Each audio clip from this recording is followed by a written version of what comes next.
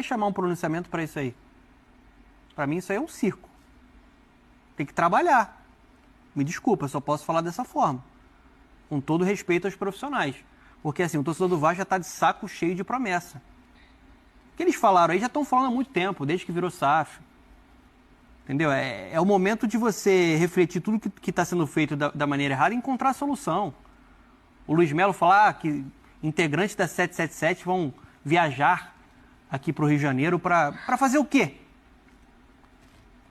A promessa era que o Vasco ia ter um técnico até essa semana, já é na próxima semana, não se fala qual é o nome do técnico. De fato, já existe a convicção de quem vai ser o técnico do Vasco. Então, assim, eu acho que foi um pronunciamento pouco esclarecedor. Pouco esclarecedor e não foi aberto, não foi uma coletiva, né? Que eu achei ainda covarde por parte da direção do Vasco, porque eles sabem, principalmente o Paulo Brax e o Luiz Melo, que eles são dois dos grandes responsáveis por tudo que está sendo feito de errado nessa temporada desastrosa do Vasco até agora. Por que não abrir para a imprensa? Ei, quero falar contigo, vascaíno, né? Tá puto? Será que você tem direito de ficar puto? Você apoiou o Salgado, esse presidente golpista que está amparado por uma liminar que já rebaixou o Vasco uma vez, permaneceu com o Vasco na segunda divisão por mais um ano e vai cair de novo.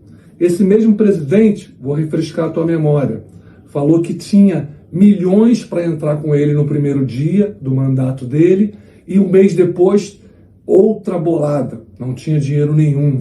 Esse mesmo presidente, de maneira assodada, correndo, optou por vender o clube. Saiu a lei da SAF na semana seguinte. Vamos vender, é a 777, não tem outro, exclusividade. E a torcida do Vasco, na sua maioria, bateu palma. Então você que apoiou é culpado, tá? Você não pode reclamar.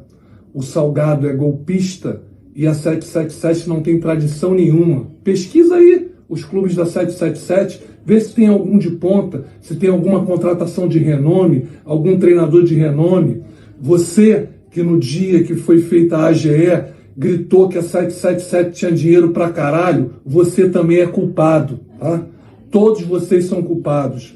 E tem mais, 777 vai tomar no...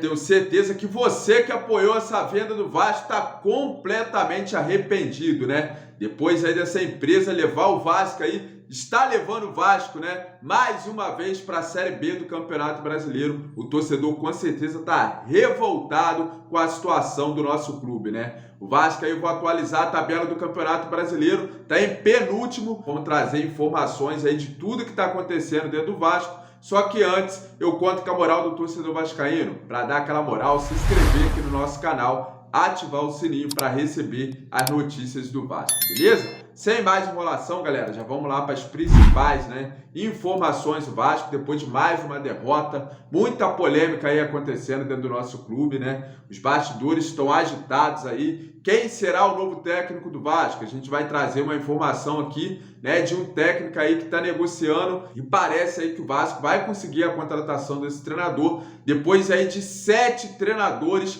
rejeitar o Vasco, né? Até o Rogério Ceni, você nasceu para ver isso, né? Até o Rogério Ceni rejeitou aí de vir pro Vasco, né? Até porque também os jogadores também nem queriam que o Rogério Ceni fosse treinador, né, galera, do Vasco lá. Então vamos lá trazer a tabela do Campeonato Brasileiro atualizada, né? Botafogo, a Mulambada, o Grêmio e Palmeiras ali na primeira colocação, né, galera? Vamos trazer aí a parte que interessa o torcedor vascaíno, né?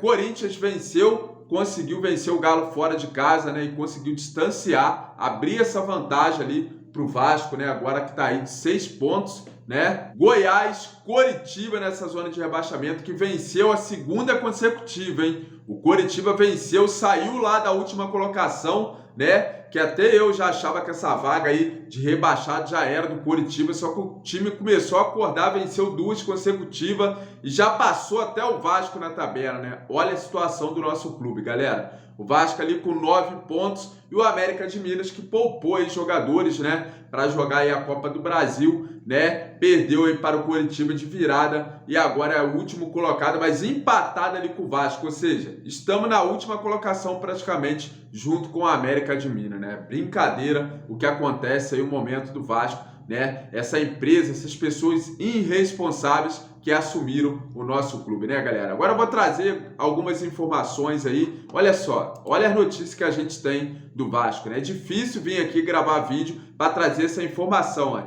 O torcedor esperando aí grandes contratações que foram prometidas por essa empresa aí, né? Pilantra que entrou dentro do Vasco, essa empresa caloteira. Aí a gente vem aí saber informações como essa, ó. Vasco tem interesse no atacante Ademilson.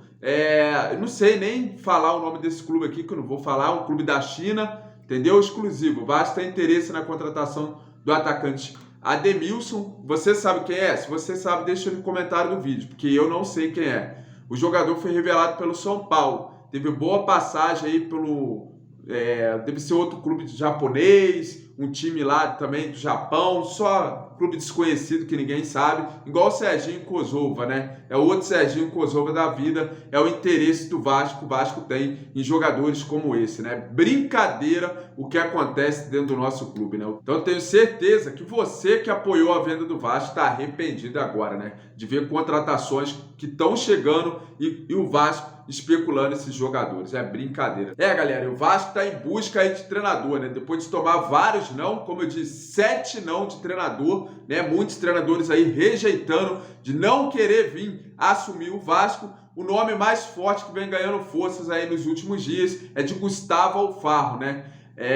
Pode ser que o treinador aceite aí, né, vir treinar o Vasco, né? A empresa que toma conta da carreira do treinador foi contactada pelo Vasco para intermediar algumas negociações estrangeiras. Uma delas também é Rodrigo Salazar. A fonte aí do Twitter do jornalista Matheus Gilbert. Galera, só vou trazer informações de treinador agora quando for oficial, né? Porque até hoje estamos esperando aí o treinador e até agora nada, né? A gente sabe ali que o Vasco está sendo rejeitado por tudo quanto é treinador, então a gente tem que esperar mais um pouco aí para falar sobre treinador, até porque todo dia surge o nome de um novo treinador. Então, vamos aqui trazer agora a análise dos jornalistas aí, do troca de passes, né? Falando ali sobre Vasco e Cruzeiro, esse jogo aí, mais um jogo que o Vasco perdeu dentro de São Januário, né? Com torcida, sem torcida, o Vasco vai perdendo sempre, né? Então a gente vai reagir aqui junto, né? O que os jornalistas estão falando aí sobre mais uma derrota do Vasco da Gama, galera. Bora lá ver. Sofre muito.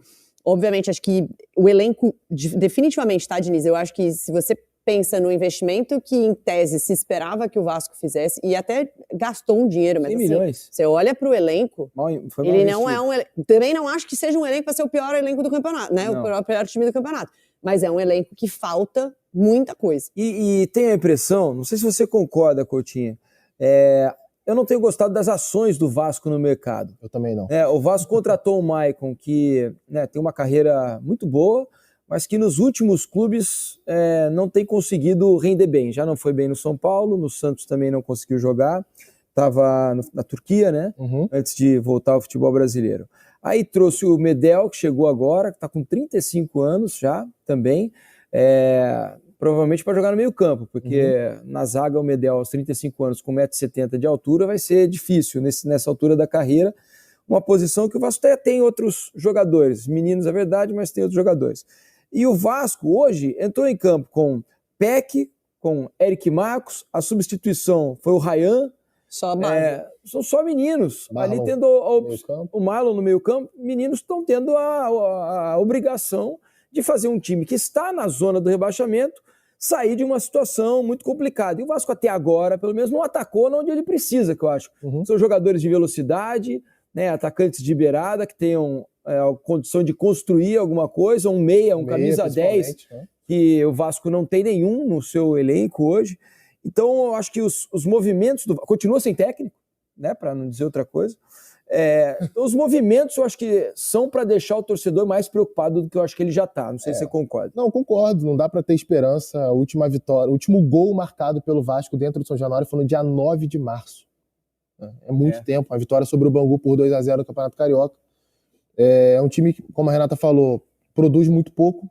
Não dá para falar, pelo amor de Deus, nada do treinador interino, né, do William, que tá lá, estava treinando sub-20, foi colocado. E aí a sensação que eu tenho é que o Vasco está na 10ª colocação no Campeonato Brasileiro, a 10 pontos da zona de rebaixamento. Porque é um descanso, né, na hora de buscar o treinador, na hora de encarar. E olha os últimos jogos do Vasco em São Januário. E sabe o que você olha para esses resultados? Você olha, os adversários são diretos na briga que o Vasco está contra o rebaixamento. Exceto o Cruzeiro, que está mais para cima.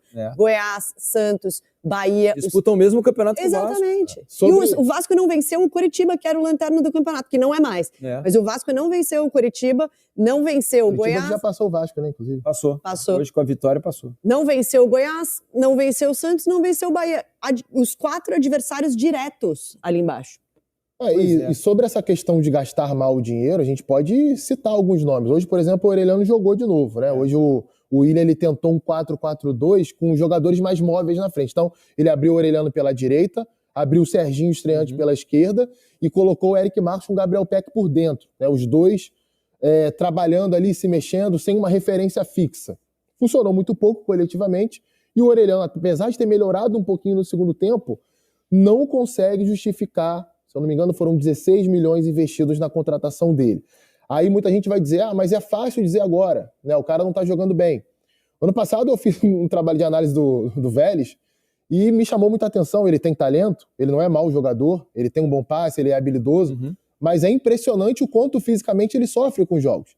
E por você trazer um jogador desse pro Brasil, até ele se adaptar, e é um campeonato mais pegado do que o campeonato argentino, o campeonato brasileiro, exige mais fisicamente o nosso calendário do que o calendário argentino.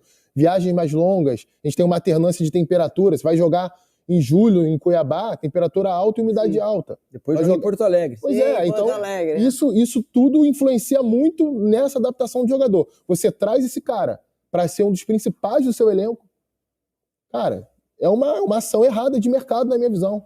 E quando você compara com o que o Botafogo, a SAF do Botafogo fez desde o ano passado, tá? Principalmente na questão de contratações, muitos nomes contratados pelo Botafogo, que a gente olhava e falava, nossa, mas você não lembrava da existência desses caras no mercado?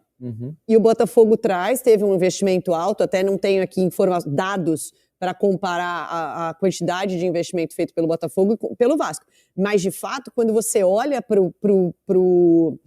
para onde o Botafogo mirou, ele acertou muito em nomes que ninguém estava indo atrás. E você percebe um padrão... O só veio de graça, por exemplo.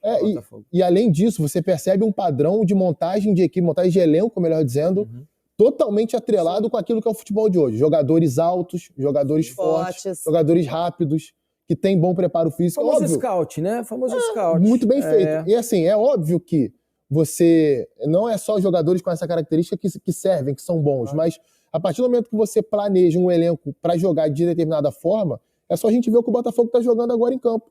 Como ele amassa os adversários fisicamente. O time não é só isso, mas também é isso. E o Vasco tá muito mal nesse ponto, nesse aspecto. Parece um projeto totalmente à deriva. Não tem ali uma mente pensando qual vai ser o direcionamento disso. Então, galera, como eles falaram ali, né? Lucas Orelhano não se adaptou ao futebol brasileiro. Pode sair do Vasco, já tem o Boca Júnior consultando o Vélez e o jogador pode estar deixando o Vasco aí para você ver, né, o erro dessa empresa. A contratação mais cara do Vasco não se adaptou, é um jogador de porte físico muito fraco e com certeza aí provavelmente não deve continuar aí com a camisa do Vasco. Então, esse foi o giro de notícias do Vasco de hoje. Agradeço aí a quem acompanhou esse vídeo até o final. Peço para você compartilhar esse vídeo nas suas redes sociais, no seu Facebook, no grupo do WhatsApp, para dar aquela moral. Afinal de contas, vascaíno sempre ajuda vascaíno, beleza? Tamo junto, galera. Valeu, fique com Deus e até o próximo vídeo.